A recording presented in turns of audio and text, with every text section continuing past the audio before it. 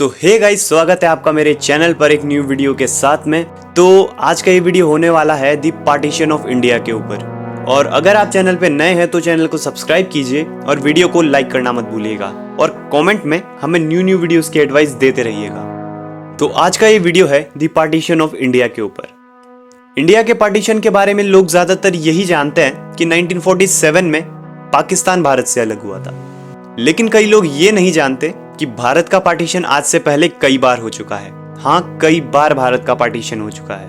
और आज मैं सिर्फ उन पार्टीशन के बारे में बात नहीं करने वाला जो बाह्य आक्रमणकारियों और बाह्य लोगों ने किए थे।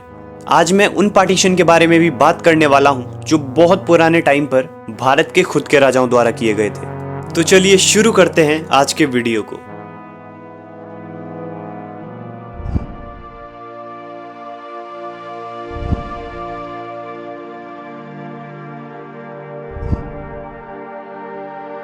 साल 1947, ये वही दिन था जिस दिन भारत को आज़ादी मिली थी। लेकिन क्या ये उतना सही था जितना हमें नजर आता है? क्योंकि ये वही दिन था जिस दिन भारत का एक और बार पार्टीशन हुआ था, यानी कि विभाजन हुआ था। हाँ, एक और बार, क्योंकि इससे पहले भारत के कई बार विभाजन हो चुके थे। दरअसल अंग्रेजों, फ्रांसीसियों, पुर्तगालियों और मुगलों द्वारा किए गए भारत विभाजन को लोग टाइम के साथ भूलते चले गए या फिर उन्हें पता ही नहीं है। 1947 से पहले किए गए भारत विभाजनों का एक कारण ये भी हो सकता है कि अंग्रेज नहीं चाहते थे कि स्वतंत्रता संग्राम में भारतीयों की जनशक्ति बढ़े। इस संग्राम में उन्होंने भारत के कई बड़े भूभागों को काट दिया।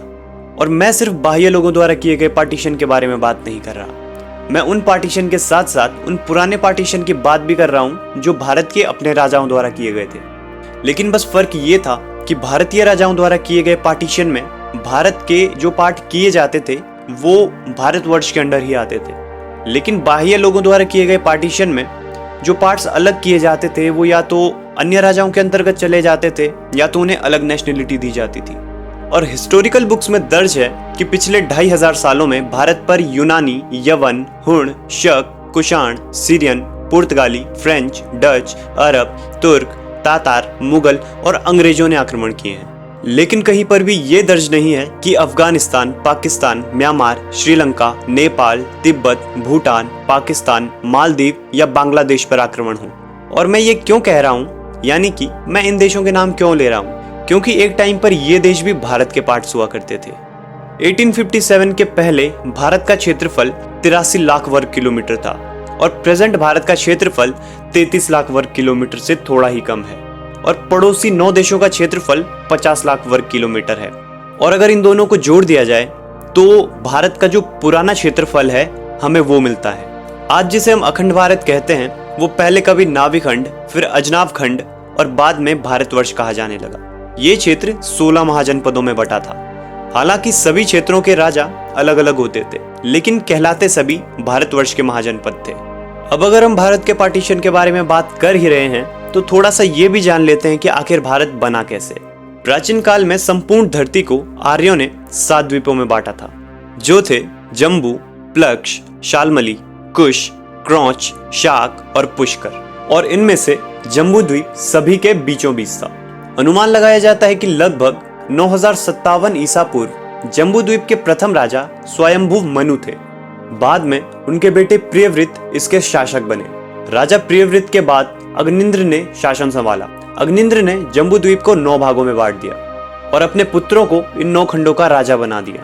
ये 9 खंड हैं इलावृत, भद्राश्व, किमपुरुष, नाभि, हरि, केतुमाल, रम्यक, कुरु और हिरण्यमय। ये सारे खंड उनके पुत्रों के नाम के ही अकॉर्डिंग थे। अग्निंद्र ने अपने पुत्र नाभि को जो स्थान दिया था उसे नाभि खंड कहा गया। नाभि की पत्नी मेरु देवी से जो पुत्र पैदा हुआ उसका नाम ऋषभ था। ऋषभ के पुत्र भरत और बाहुबली थे। उन्होंने भरत को राज्य सौंप दिया। तब इस नाभि खंड का नाम भरत के नाम पर भारतवर्ष पड़ा। चक्रवर्ती सम्राट भरत के बाद कालांतर में भारतवर्ष के सबसे बड़े राजा वैवस्वत मनु थे। वैवस्वत मनु के बाद ययाति और उनके 5 पुत्र यदु, कुरु, पुरु, द्रुहु और अनु ने शासन किया। फिर राजा हरिश्चंद्र, राजा रामचंद्र, राजा सुदाश, संवरण पुत्र कुरु, राजा दुष्यंत और शकुंतला के पुत्र भरत, राजा युधिष्ठिर, महापद्म, सम्राट चंद्रगुप्त मौर्य, सम्राट अशोक, सम्राट विक्रमादित्य, चंद्रगुप्त द्वितीय, राजा भोज और हर्षवर्धन ने राज किया। हर्षवर्धन के बाद भारत का पतन होने लगा। अगर हम प्राचीन भारतवर्ष की सीमा के बारे में बात करें तो पुराणों के अनुसार समुद्र के उत्तर और हिमालय के दक्षिण में भारतवर्ष स्थित है। इसका विस्तार 9000 योजन है। इसमें कुल 7 पर्वत आते हैं और जहां तक मेरे ढूंढने पर मुझे मिला 1000 योजन में 13,000 से 15,000 किलोमीटर होते हैं। तो इससे आप अंदाजा लगा सकते हैं कि ये एरिया कितना बड़ा हुआ करता था। वर्तमान जानकारी के अनुसार इसकी सीमाएं हिंदू कुश पर्वतमाला, ईरान के कुछ हिस्से और संपूर्ण अफगानिस्तान से लेकर अरुणाचल और कश्मीर से लेकर कन्याकुमारी तक फैली थी। तो दूसरी ओर अरुणाचल से लेकर इंडोनेशिया तक और पश्चिम में हिंदू कुश से लेकर अरब की खाड़ी तक फैली है, जिसके अंतर्गत ईरान के कुछ हिस्से Afghanistan, Pakistan, Hindustan, Bangladesh, Nepal, Tibet, Bhutan, Myanmar, Sri Lanka, Maldives, Thailand, Malaysia, Indonesia, Cambodia, Vietnam, Laos तक आते हैं। हालांकि यह शोध का विषय है कि इनमें से कौन से हिस्से नहीं आते हैं। प्राचीन काल में संपूर्ण भारत महाजनपदों में बटा हुआ था। प्रत्येक महाजनपद के अंतर्गत जनपद और उपजनपद होते थे। ये महाजनपद आपस में अपने वर्चस्व की लड़ाई लड़ते रहते थे। जिस भी राजा का संपूर्ण भारत पर एक छत्र राज हो जाता था उसे चक्रवर्ती सम्राट मान लिया जाता था।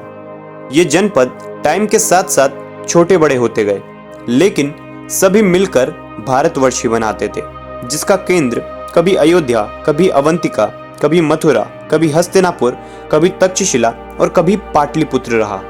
श्री रामचंद्र के काल 5114 ईसा पूर्व में 9 प्रमुख महाजनपद थे, जिसके अंतर्गत उपजनपद होते थे।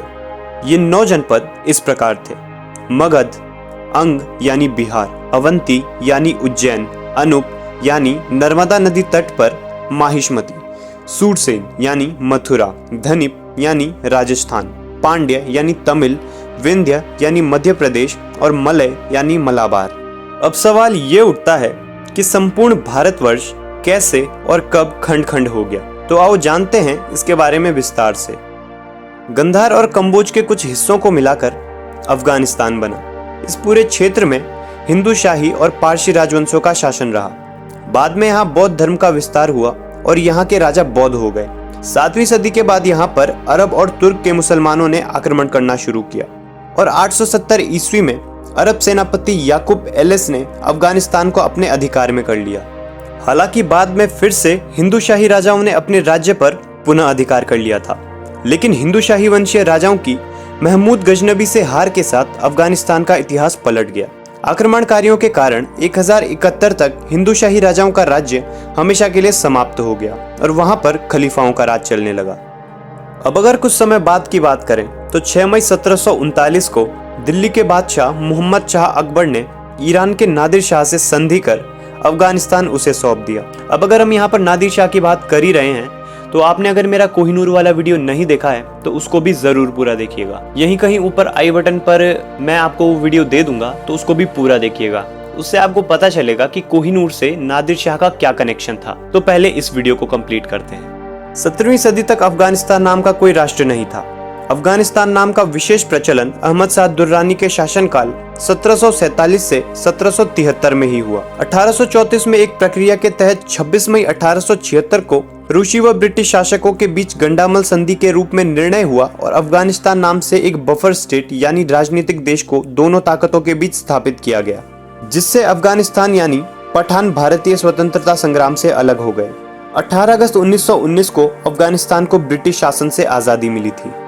अखंड भारत पर अंग्रेजों, पुर्तगालियों और फ्रांसीसियों ने पहले व्यापार के माध्यम से अपनी पैठ जमाई, फिर यहाँ के कुछ क्षेत्रों को सैन्य बल और नीति के माध्यम से अपने अधीन करने का अभियान चलाया। अंग्रेजों को भारत में व्यापार करने का अधिकार जहांगीर ने 1618 में दिया था। जहांगीर और अंग्रेजों ने मिलकर 1618 से लेकर 1750 तक भारत के अधिकांश हिंदू रजवाड़ों को छल से अपने कब्जे में ले लिया था। बंगाल उनसे उस समय तक अछूता था और उस समय बंगाल का नवाब सिराजुद्दौला था।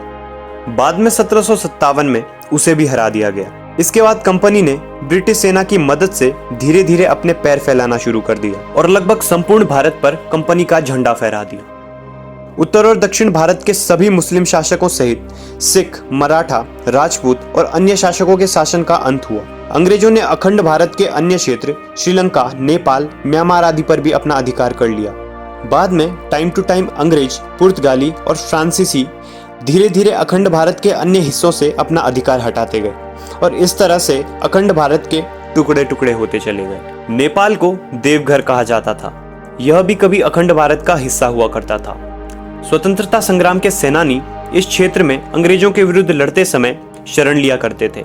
तब अंग्रेजों ने विचार पूर्वक 1904 में वर्तमान के बिहार स्थित सुगौली नामक स्थान पर उस समय के पहाड़ी राजाओं से संधि कर नेपाल को एक आजाद देश बनाने का दर्जा प्रदान कर अपना रेजिडेंट बैठा दिया। इस प्रकार से नेपाल स्वतंत्र राज्य होने पर भी अंग्रेजों के अप्रत्यक्ष अधीन ही रहा।